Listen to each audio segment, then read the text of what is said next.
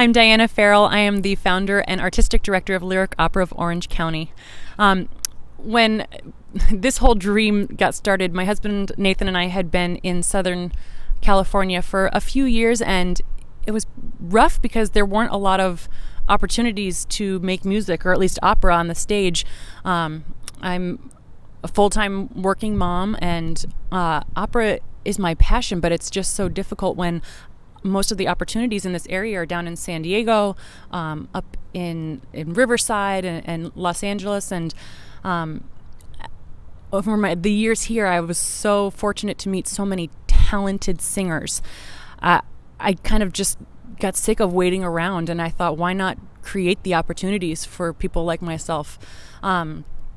It was surprising because it started off as just kind of a little daydream over dinner, kind of talking about it with Nathan, and just realizing that we already had the enthusiasm, and I know there were so many other people out there, and we've seen so many people from the community, just besides singers, people who are eager to help out backstage, local businesses who are excited to help support the Fairy Queen in particular. We had donations coming in for a competition where we were able to grant singers money back in February. The excitement has been astounding. So we're just so excited to kind of keep the ball rolling going forward and plan the future for the opera company.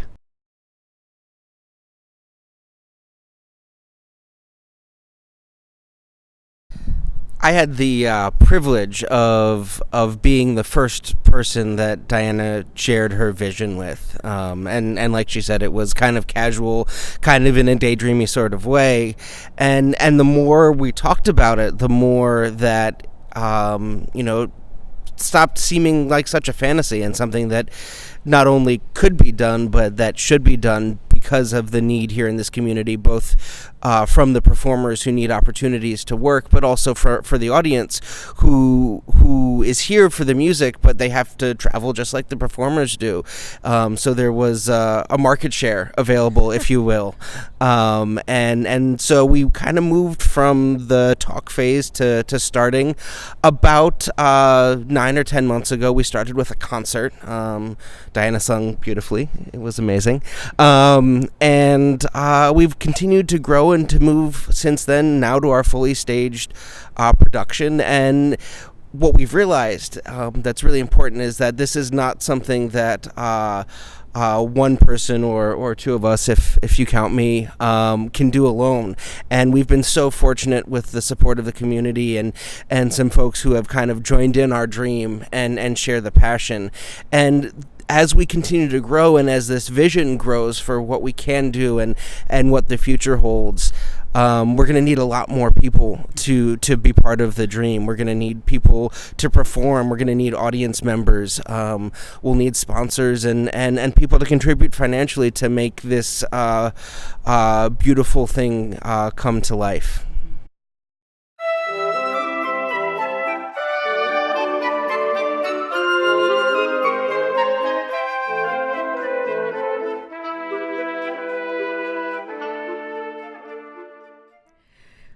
We're all astounded at the huge vision you've had, Diana.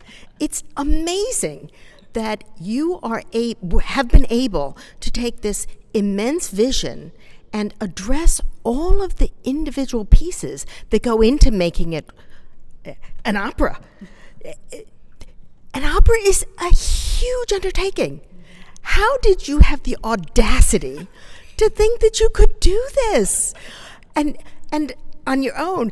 I guess it's because you attract talent, you attract enthusiasm, you attract people to you who care and who are inspired by your vision. But how did you do this?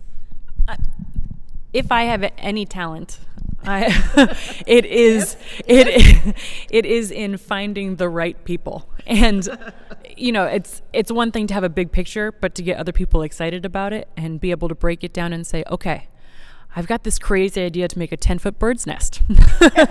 And finding somebody to really take take lead on bringing that scenic aspect to life. We have an animator I talked to who said, you know what, we can do this. We can do this. Without a gigantic set, we're creating this night sky where our birds live through animation. And the twinkles. The twinkles. Right. I mean, St. John's was already equipped with this fabulous twinkle curtain. Not many theaters around here have that just lying around, and it's beautiful. You know, it's already there. It was written in the stars. And then, you know, birds. How do we create birds? Okay, well, we've got some volunteers who are excited to help with costumes. So, you know, it's all about taking this big vision and breaking it down into pieces. Luckily, I have somebody like Gary Toops who's able to tackle the musical aspect, which in itself is a huge undertaking. You know, each of the singers are doing their part to make sure that besides their music being beautiful, they know their characters, so they're telling the story from that individual point of view, which does have to work for you. And then creating a crack team, you know, put together all the visual aspects. Opera is one of the most expensive art forms because there are so many layers, and part of that is really working as a team. And like I said, if I can do anything, I can find the right people to be on the team. And that's been one of the most fun parts, is getting to meet all these new people who want to be involved and finding out what their talents are and using those.